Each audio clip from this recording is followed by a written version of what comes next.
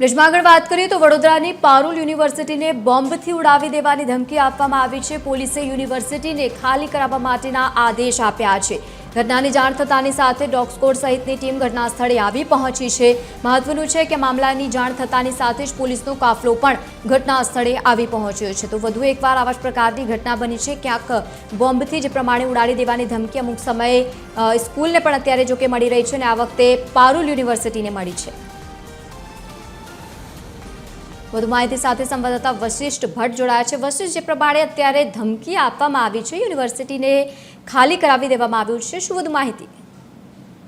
અવારનવાર શાળા સંકુલો તેમજ શાળા સંકુલો બાદ કોર્ટને ધમકીભર્યા મેલ મળ્યા હતા।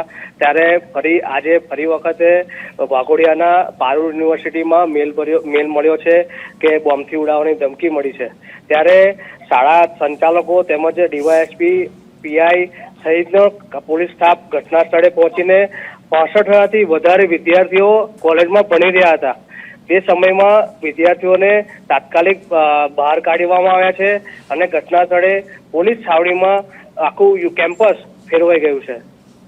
જી બિલકુલ, આભાર સમગ્ર માહિતી સાથે જોડાવા બદલ। તો ઘટનાની જાણ થતાની સાથે જ પોલીસનો કાફલો ઘટના સ્થળે હાજર।